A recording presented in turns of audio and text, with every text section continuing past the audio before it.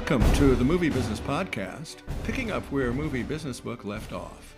I'm Jason Squire, hosting a wide range of industry talent and executives to answer fundamental questions about the business today. Here we go. And today we're discussing the secrets of being an independent producer with Eric B. FLEISCHMAN, a prolific independent producer, honored as one of Forbes' 30 Under 30 in Hollywood and entertainment.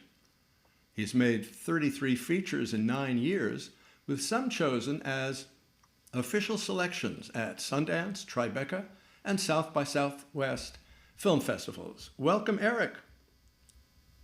Thank you for having me. Well, I'm glad you're here. Let's jump in. What are the secrets of being an independent producer?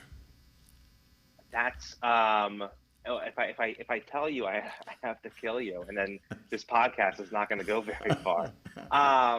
So I guess this is the first and only podcast that will be for the movie business community. I mean, I think that it's obviously a career. It's obviously an industry that has no traditional path forward, and I think even more so, independent producing has less of a traditional step 1, step 2, step 3. So, I can only speak from my experiences in the industry over the last 10 or 11 years that I've been in here. I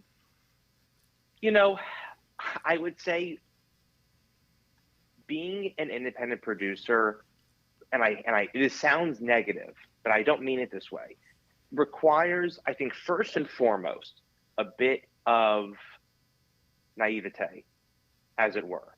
I think that you have to be able to convince yourself that not only will you succeed at this completely risky job that has truly no safety net for you, right? You kind of have to okay, I'm going to walk down this tightrope. There's no safety net underneath, and I just have to trust myself that I can make it across.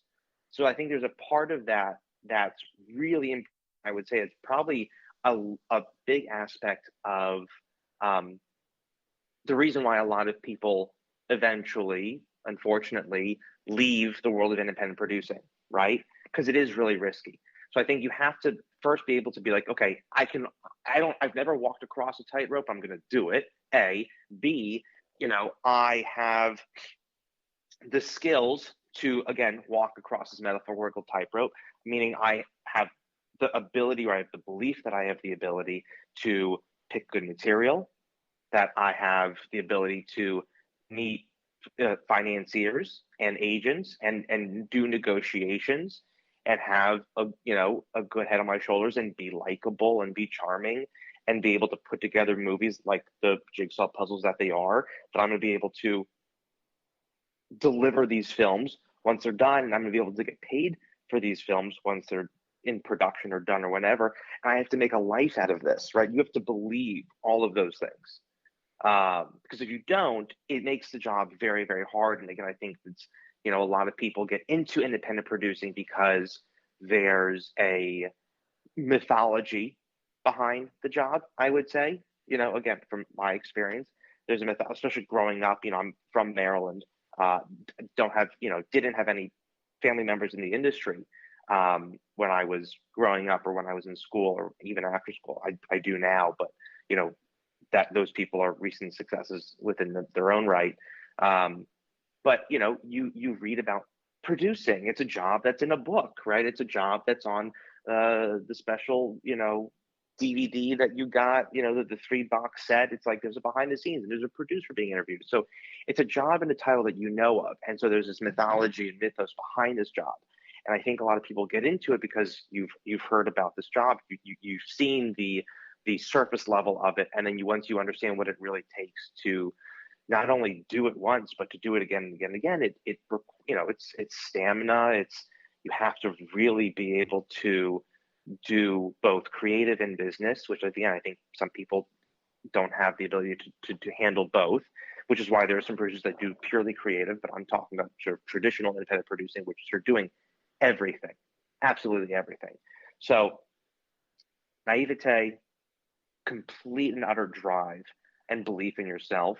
And I think there's also I would say almost something that I'm at a stage in my career right now where I'm having to admit to myself that being an independent producer comes with, and again, speaking from purely my experience, everyone has different experiences, but it comes with this layer to the job that I'm almost discovering now for myself. And I would categorize it as the art of war. There's this aspect to the job where I think the elevated you become in the types of people that you work with, in front of the camera, behind the camera, executives, whatever, there is a ruthlessness that comes into the picture more so than when you're doing smaller budget movies with less known talent. And it's this ruthlessness that I've encountered it obviously over the last 10 years. It's impossible not to, but I think that I'm learning a new skill literally right now. Yeah, having been doing this for 10 years, I'm the kind of person who's always very open to learning and admitting I don't know something, right? So that I can be better at this job, because again, you have to be sort of self-started. It's learning how to navigate just the political landscape of Hollywood, because that's obviously a given, but the emotional landscape of Hollywood, right? A lot of people are angry people, and a lot of people are bullies in this industry, right? And again, those are unavoidable landmines. But I think now that I'm seeing a pattern where a lot of the older generation of Hollywood, whether they be talent or representatives or lawyers or executives, whatever, there is this ruthlessness that you sort of, everyone has different ways of dealing with it. And I'm just learning, now, like, A, this exists. B, it's unavoidable, as much as you wish, people could just be sunshine and rainbows all day long. And C, you can't, and this sort of goes to the larger element of what's another secret of being an independent producer. It goes with this, goes with that too, is you can't let yourself be afraid of the fire, right? Our job is kind of like in many ways you are a fireman, firewoman, fire person. You have to run towards fire. You have to at some level love risk. You have to love risk. You have to thrive on stress and risk taking, and that, I think, again, maybe that's probably the biggest secret, quote unquote secret, that I could tell anyone is, if you're in the job and you're struggling, which again we all have, or if you're thinking about doing the job, or if you've been in the job for a long time. But also we should back up and define independent producer as perhaps Oh, independent. yeah, that's a good idea. Independent producer is one who defined as one who is God. not using studio money. Is that fair? Yes. Okay. I would say someone who has to procure their own material, raise their own financing, physically produce the movie, and deliver and sell the film to a distributor. Because you're dealing with people who are of all different personality types. So that's really tough. Yeah, it can be tough. It can be tough. I think that again, it's because you can't like go into a book and look up what an independent producer does. You can't even look up what a producer does, right? It's a malleable job title. It's not like brain surgeon. We're like, okay, there's a proper definition of what that job entails, right? You're not doing taxes if you're a brain surgeon. You might be if you're a producer. So I think that it's that sort of just like, it's this undefinable aspect that that makes it tough, right? That makes it sort of a peculiar position to be in, because not everyone has all of those skill sets. And I think that I'll say this, and again, for anyone listening who obviously, if anyone is listening who does this, I commend you and hit me up. For anyone who wants to do this or is considering doing this, and by this I mean independent producing, it's not what people think it is.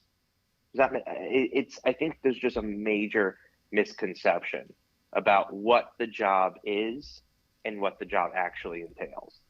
And so, what advice is there for someone interested in going down this road? What are the initial steps, the early exposure?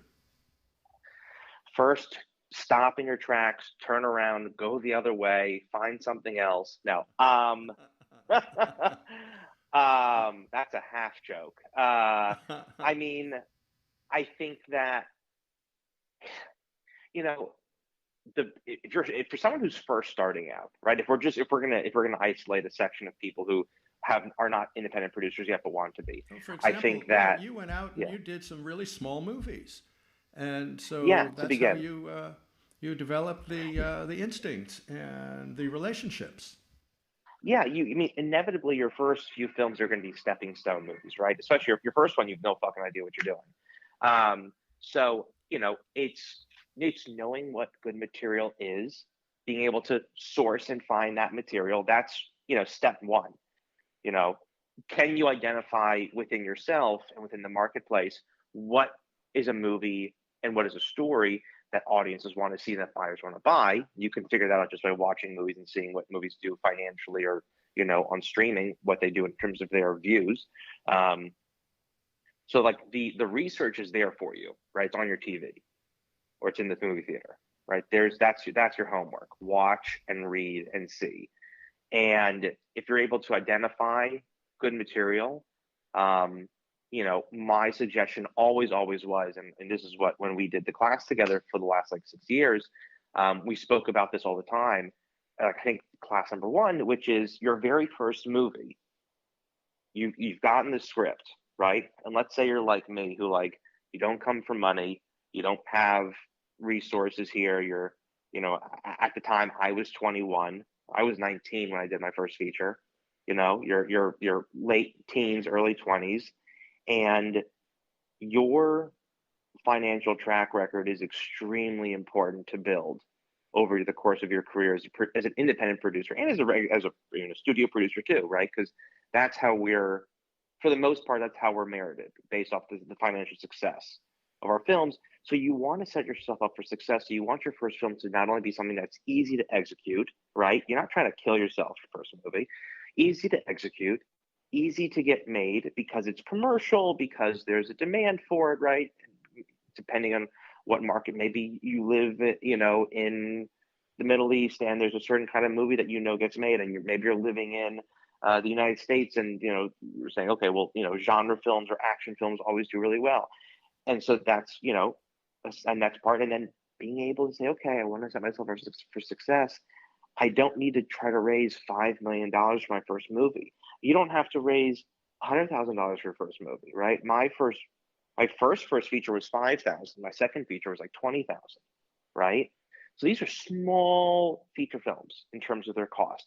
But I was so interested in making something look like it cost more than it did. And because that was an obsession, I think we achieved that. And because we made them for so little, and because we had looked at the marketplace, and we were obviously loving genre films. We said, okay, well, horror films do really well. You don't have to make a phenomenal horror film for people to love it. Some people love bad horror films. Not that you set out to go make one, but like it's a forgiving genre. So, okay, let's do something in this within genre. What kind of movies are doing well right now, right? Look at the marketplace, do the research. And so that movie that we made for $20,000, small little horror film, got bought by Lionsgate. And we sold it for, I mean, at the time, a lot of money. I think sold it for like $150,000, which, we were 21 at the time. It's like, yeah, it's not nothing. You made money. So now you've made your first film. Look, is it the best film you're going to make? Obviously not, right? No one's going to really know about this movie for the most part by the time that you're, on your deathbed. So you now have a financial track record. Now you can say, okay, well, I have another script, and this script's $100,000. And if I was able to get that multiply on my $20,000 investment, imagine what I can do with $100,000. And if we do this, this, and this, and we repeat this success, and we increase these things over here, and now you can pitch that to other investors, and then you build and build and build and build. And again, that's at least what I did. Again, there's 1,000 different ways to succeed. I have friends who was a co-producer on his first feature film, was a co-producer, and that movie went to the Oscars, and now he does studio films. Like it's all really about, again, being able to pick material, saying this is something that I think is going to do well, right? And it's something that I think can make money, even if it's just drama, right? Something that can make money. And again, believing that you can succeed at this. Like, again, I can't emphasize that enough. It is that analogy of you're on that tightrope and there's just, you have to walk across, and you can't, and again, I'll tell you what I did. And I think that, look, I was an assistant for 12 months, right out of college. I graduated early. So like second semester, senior year, I was driving to the Paramount lot where my job was at the time, being an assistant. And I did that job for 12 months. The company I was with did 12 movies in 12 months, which was insane, obviously, production wise. So talk about, I doubled my film education within, the 4 years I was in school. Just 6 months of those 4 years, where's that half-time at a job? You have to get in somewhere and get the lay of the land and look around and see how it's being done by others and see how companies function and see how productions function. Especially if you're younger, if you have the opportunity to be in LA and you're still in college. I mean, for the people listening who are college kids, yes, you should 100% be interning at places, or if you're just moving to LA, spending at least a year at a company that does something in the same ilk that you want to do, so that you can learn. Well, you know what? This has been an enormously useful and even inspiring session, and a reminder for anyone interested in reading Eric's fabulous chapter in Movie Business Book. Let's thank you very, very much, Eric B. Fleischman, for being on the Movie Business Podcast. Thank you. Thank you.